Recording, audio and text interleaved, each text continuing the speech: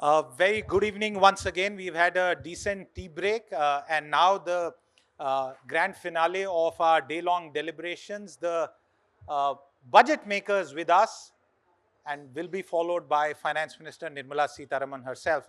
We're running on a tight schedule, and the Finance Secretary, Dr. Somanathan, Mr. Malhotra, and Mr. Pandey have been answering a whole lot of questions.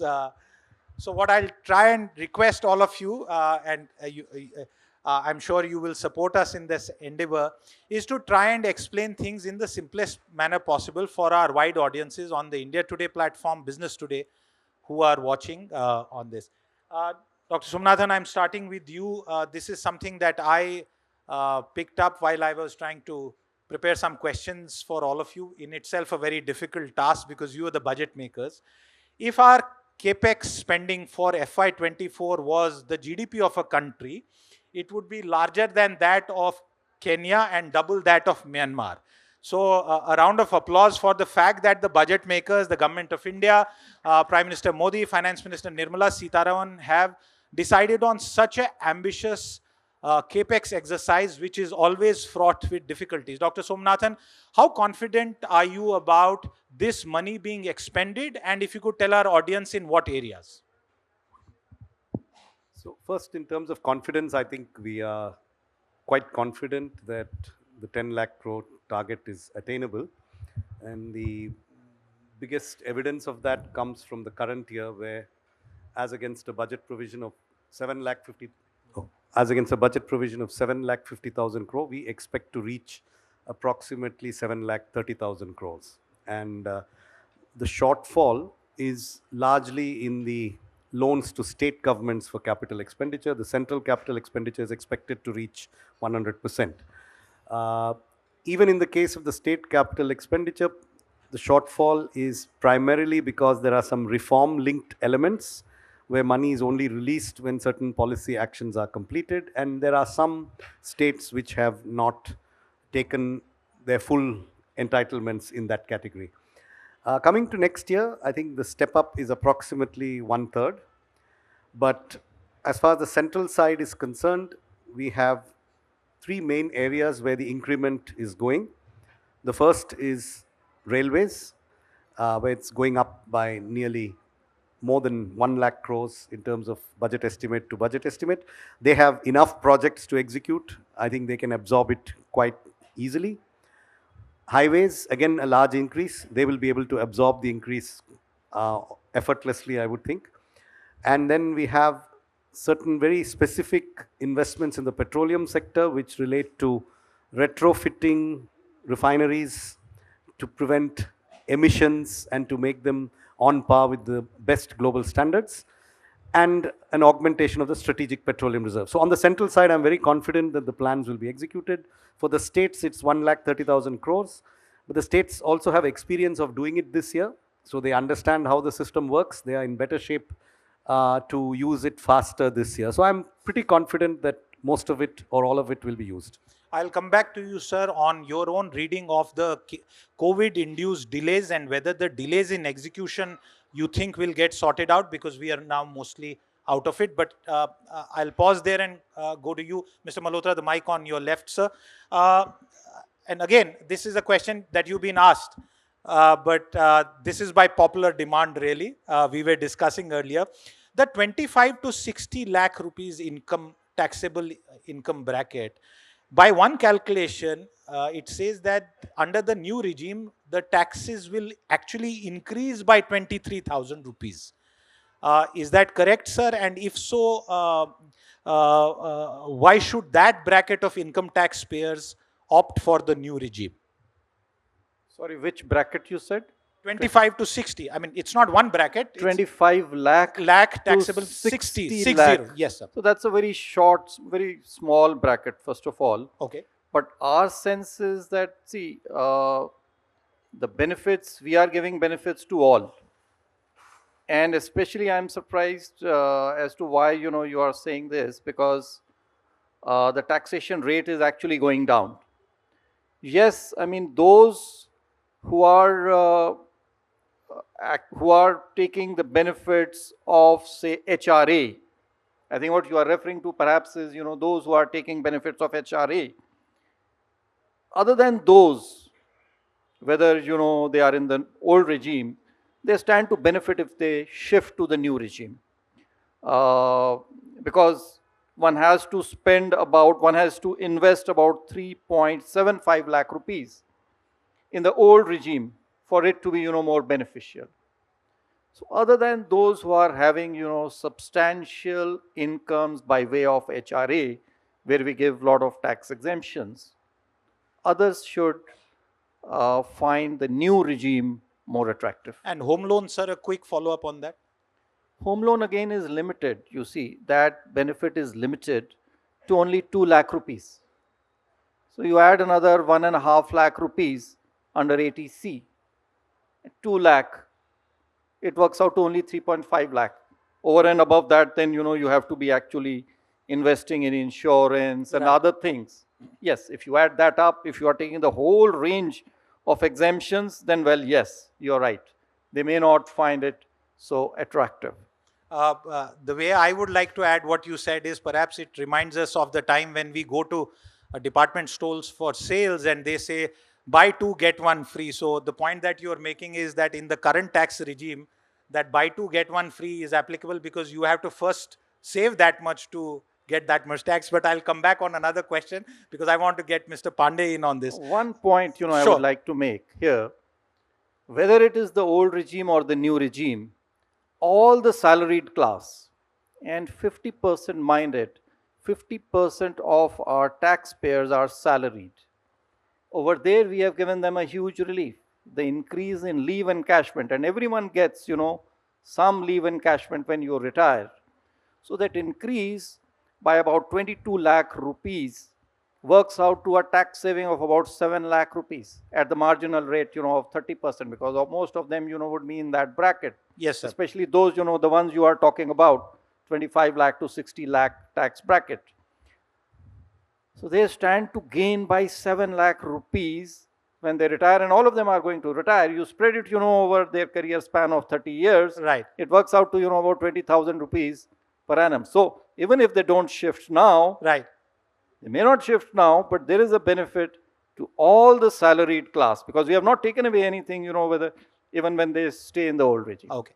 Mr. Pandey, can you explain to our audience what is going forward the disinvestment approach and philosophy going to be? The government has to be complemented for Air India. You also and other people in the government have spoken about why BSNL is not going to be disinvested. But for the audience, beyond the revenue receipts that you are penciling in from divestment, what's the big approach? Not many companies left to be sold and therefore rely on dividends and FPOs? I think if you really look at holistically, out of the CPSCs, there are two streams of incomes that the government receives. One is, of course, the dividend. While they are the government money is invested in them, there has to be a return, and which comes to them, from profits. Certain proportion comes in form of dividend. And of course, when we sell our equity, then it translates into disinvestment receipts upfront. And the current year dividend subsequently, and the subsequent dividends in future years, they are sacrificed. So it's in a way, you are upfronting those dividends by making a thing. And then this money is again reinvested, as you know, in Capex and so on. Now, the strategy is a calibrated disinvestment strategy. It has two legs. One is that while we keep our value in our enterprises up and running, we have several listed companies, several listed banks in which millions of shareholders are also invested. Large institutional investors are there as well. So it's very important that the companies keep doing well and the corporate governance and profitability, return on capital employed, and so on is looked after. Also related to that is also the Capex. As you know, that there is a Capex from the CPSC, which has not been counted, what Somanathan has said, 10 lakh crore. 10 lakh crore is the government Capex directly. 3.7 lakh crore additional is the Capex, which is the grant which goes from the central government, and it is it helps create the capital assets.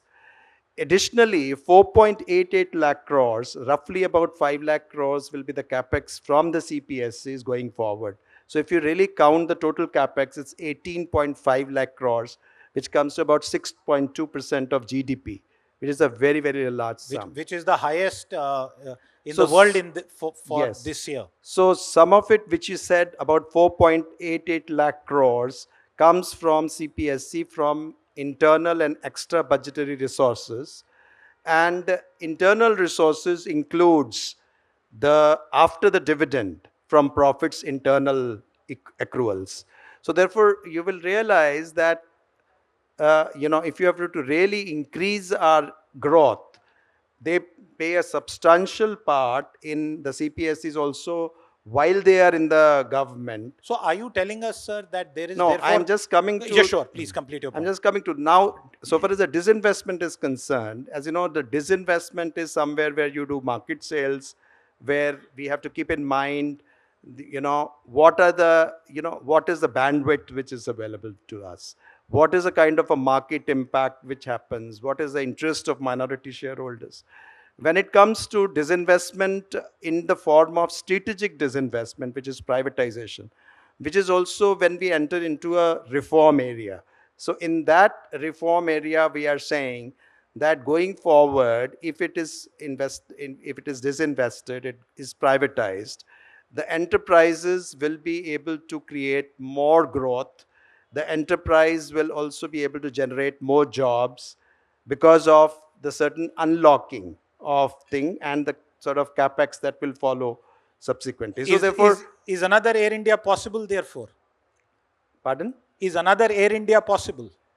No, I mean, another Air India was actually done. It was not very much noticed. Nilachal Ispat Nigam is also a very large, where we received 18,000 crore. Yes. And that particular asset has a potential to do about 10 million tons of steel at one place.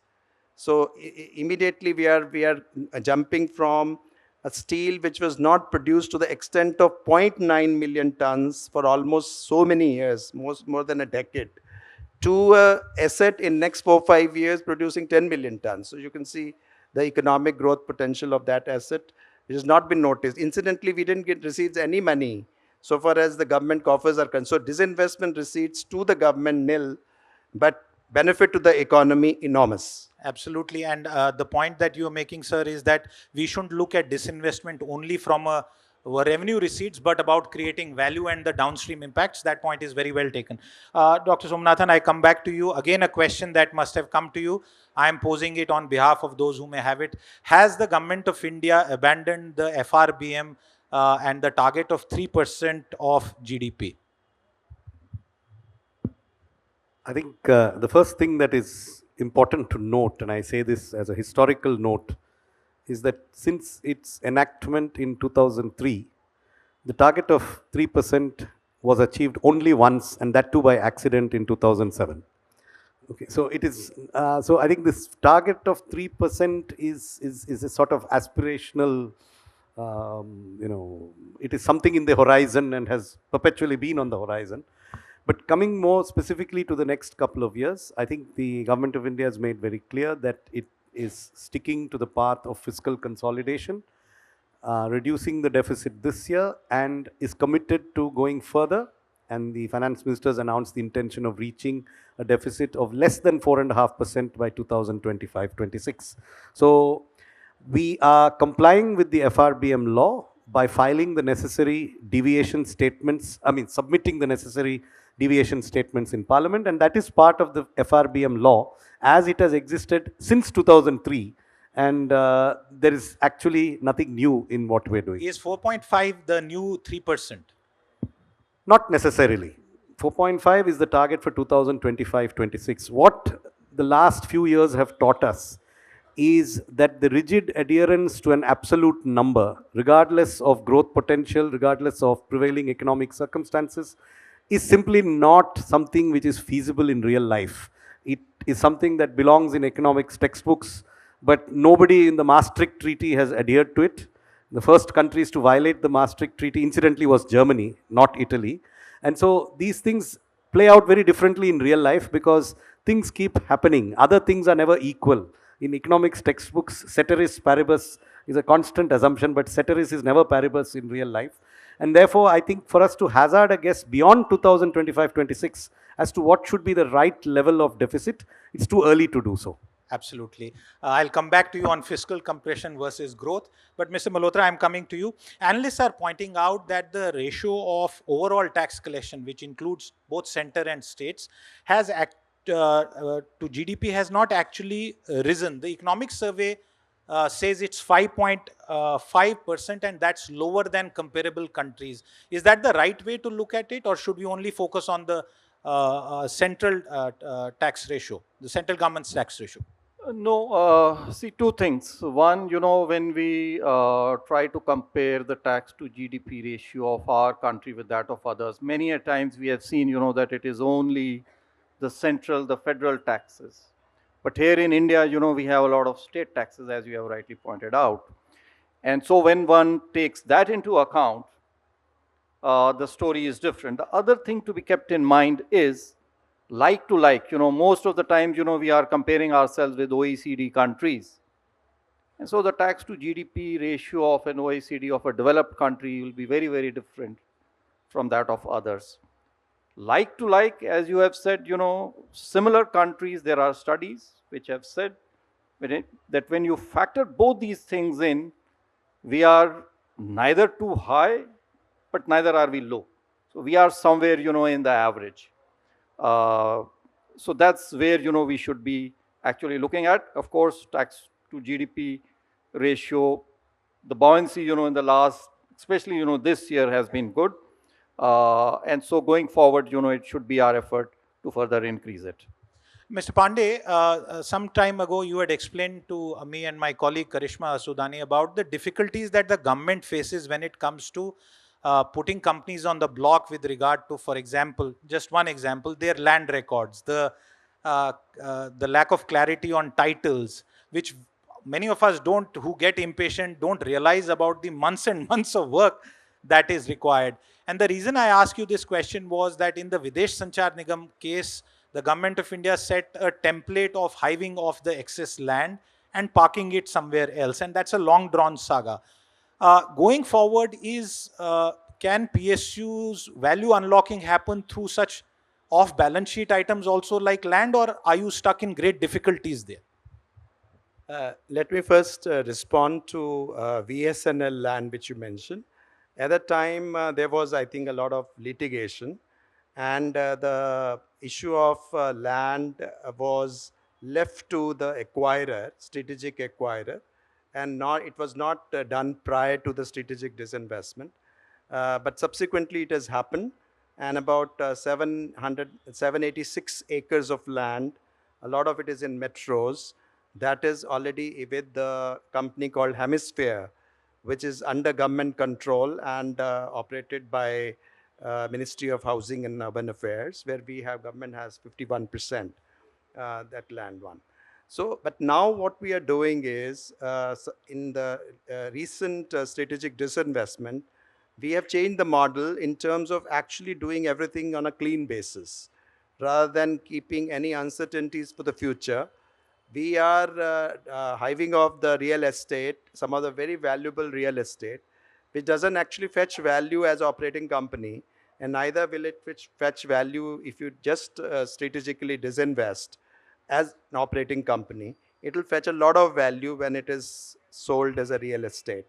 So therefore, it's very important to take those assets out, and we undertake those demergers now. We have also have a very important amendments in two of the legislations which have been done. In one case, when you demerge into assets into another company, government company, the stamp duty at the time of demerger is not payable, and it will be paid only once when the assets are finally sold. So that makes this turnover kind of a tax, which is a stamp duty was a big hindrance, and that will be taken care of. The second important thing is when the capital gains tax provisions have also will not apply in this case. So Right. Overall, it will facilitate that. But yes, you're right what you're saying about the land records. In many cases, the leases have been based on, it's a leasehold land, not a freehold land. In many cases, there are restrictions.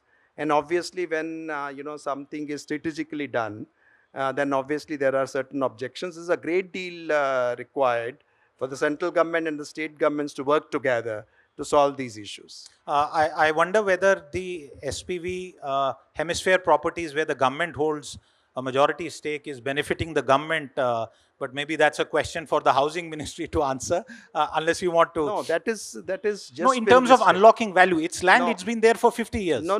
Land was not there in 50 years. 2002, the VSNL, it was divested. The strategic acquirer was to actually hive it off. It went into a lot of litigation. There were court cases around it. It could happen only, 2020. So in 2020 only this was there, and then it has been recently listed, and I think it's just a couple of years in COVID, and the Ministry of Urban Affairs can very well now go ahead Absolutely. and monetize that land. Thank you for making that clear. Dr. Somanathan, I'm coming to you. Will India ever formally target 10% GDP growth?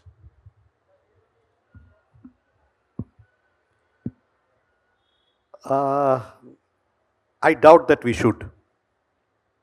I think 10% GDP growth is not something that in the present era of global trade is attainable sustainably. And I do not think even the Chinese had attained 10% sustainably. There were 1 or 2 years when they did 10%. I think setting a growth rate target of 10% to me is not very realistic, to be honest. What's a realistic target, sir? Because I'm sure the concerns include inflation. Exactly. So what is a realistic target is also a function of global factors. And I think we cannot, there's a very perceptive observation that's been made by Ruchir Sharma, among others, that the rate of growth that a particular country can target is also a function of the rate at which global trade and global growth is happening. So what was feasible in an earlier era, the era of, let's say, dramatic expansion in global trade post 1995, the transition from GATT to WTO, that era is almost over. There is no incremental opening of world trade happening. World trade is relatively open. There's not much more that is opening up. New opportunities are not opening up in the way that they opened up between 1995 and say around 2010. So the feasible rates of growth for this era are something that we have to look at and work towards, but I would not like to hazard a particular figure at this time. I think for the short run, the growth that we are projecting for the coming year of 6.5% will be one of the highest in the world, and I think that reflects a very good performance. And I think some kind of absolute number based on history at different times, etc., is not perhaps a good comparator. Point well taken, sir. Just one quick follow-up, Dr. Somanathan. Does it mean that when we raise our customs duties, which we have been doing over the last few years to support local manufacturing, are we playing into the global trade cycle, or are we excluding ourselves partially? See, increases in customs duties are the way that some countries became export powerhouses. Let us not forget that Japan, Korea, most of East Asia started as people with a lot of protection before they became export powerhouses. So this protection for an infant industry is often a valid argument, provided the infant is treated as an infant only for a short while and then quickly weaned off the feeding bottle and made to grow up.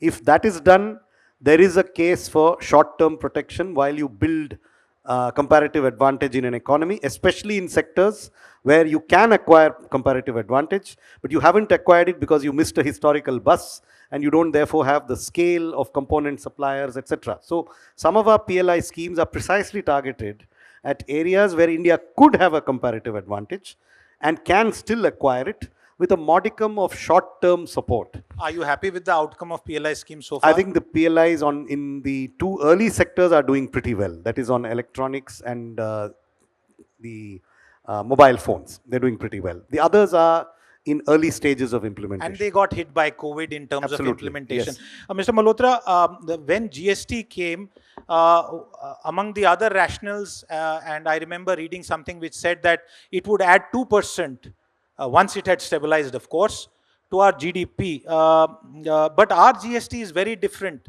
in terms of the exemptions. And since the government is offering taxpayers incentives to move to the new tax regime and give up exemptions, GST is riddled with a long list of exemptions. Do you think GST has added value to India's economy beyond just making life easier for large corporates?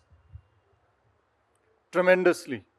Tremendously. I mean, there's no doubt in GST, there is for every segment of society something, some value, whether it is small or whether it is, a large business.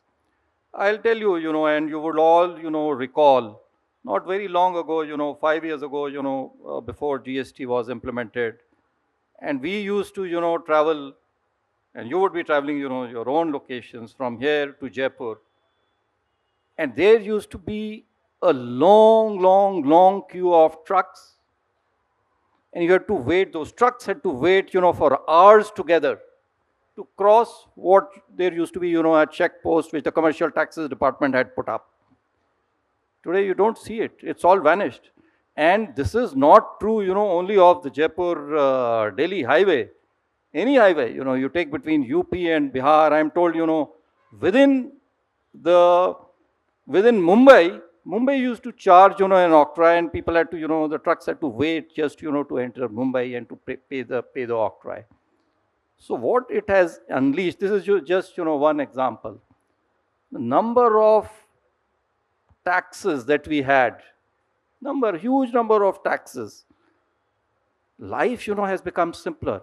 Whether, entertainment is service or whether, there is a good, believe me or not, entertainment, whether, entertainment should be classified as a service or good, that was under question.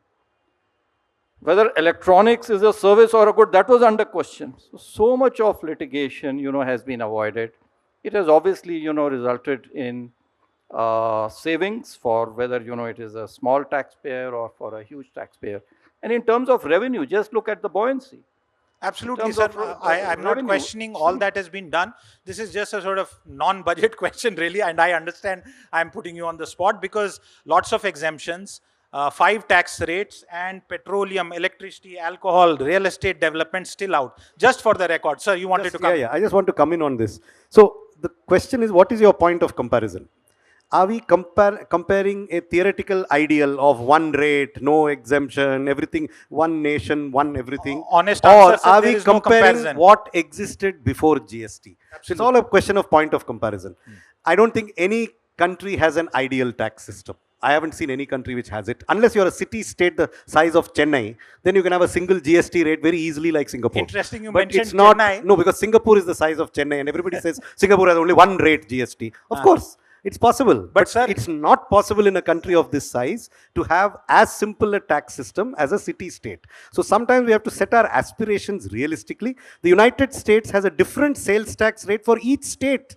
Each of the 50 states has a different sales tax and they survive. So what I'm trying to say is... And United States has 2 income tax also. And they have separate income taxes for states. So let's be clear. It is possible to become a developed country without that utopian perfect tax system. What we do have is a huge improvement from what we had before GST to where we are today. And incremental improvements need to continue to be made. Sir, is the middle class being taxed too much? Because when I learned whatever little of taxation, I was told direct taxes are progressive because they are linked to income. Indirect taxes are regressive because they don't discount for income disparity. Yet in India, we have indirect taxation, which is leading the way versus but it direct. Is precisely because we want to be progressive that we don't have a single rate. But sir, we have a 28% rate on some cars and a higher rate on BMWs and Mercedes-Benz. Precisely because we want some element of progressivity, and that's why we have 5% on certain essential foods. So there is always a trade-off. Simplicity comes without progressivity. Progressivity detracts from simplicity. I agree. We can't have them both. What I submit before all of you as we wind down this debate is that the states are happy to charge me on petroleum. They do their own thing. The center does their own thing. Thankfully, you have provided us, the government of India, 10-12 month holiday on Petroleum pricing changes on a daily basis. Electricity, states do their own thing. Land, they do their own thing. And the center also does it. So where do we go as a middle class? But hang on, this is true of any federation. So if you want to live in a diverse federation with diversity, this is the I price live you in pay. a state, sir. If you live in the United States, in Texas, my voting card is of Delhi. you have multiple taxes in each federal jurisdiction. But we in are the not the United States on quality But we are of also a life. federation. We are also a federation. Federations inherently have multiple taxing rights. You cannot make this a unitary state. It is just not possible. We are not Sri Lanka. We are not Singapore. So we will have to put up with a certain, if you want a diverse political union as one India, with diversity in the states, with autonomy for the states, you will have to put up with multiple tax rates. It's not going to happen. It's not going to become Singapore anytime soon. I'm glad you said that. Thank you. Having said that, I mean, what we have done in GST is also again unique. I mean, we have, brought together the state taxes and the central taxes into a one tax. That's, again, a very unique. See, let me tell you, the net incident on GST is down now. Because what used to happen there, you had excise duty and you had VAT. While you could VAT across the VAT, and you could VAT across the excise duty, you could not do one against the another. Secondly, when you used to cross the border, there was an origin-based taxation and a custom and the destination-based taxation coexisting. And there was no way you could get a refund of the CST paid. So you had to pay some CST, and there were a lot of form reconciliation. So if you really know the intricacies and those dealers who used to deal with that, you'll find. This one is the tax credit, input tax credit is across the states, across the service, goods and services. Except for a few denials, everything flows. And that makes the system, the net incident is actually lower. But what about the revenue neutral For rate? example, suppose I would say that I would have a rate of 4%.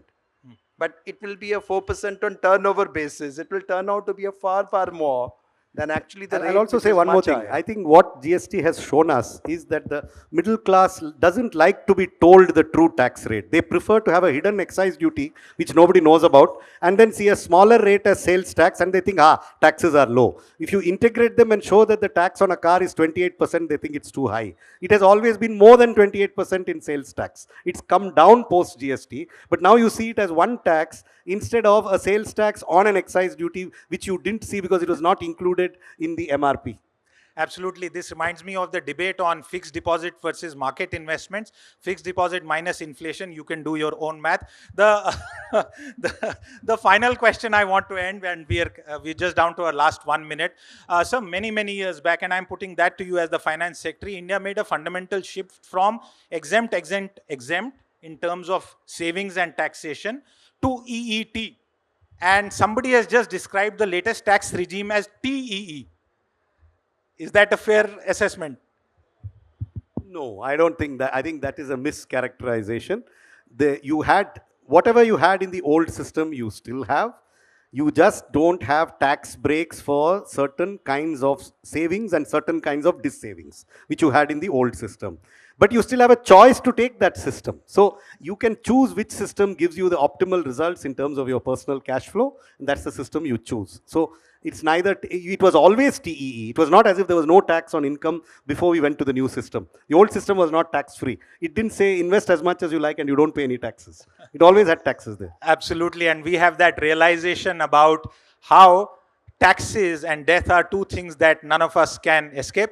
Dr. T.V. Somanathan, Mr. Sanjay Malhotra, Mr. Tuhin Kanta Pandey, thank you very much for your time with us today and for decoding the budget. Ladies and gentlemen, a round of warm applause for our budget makers. Thank you very much.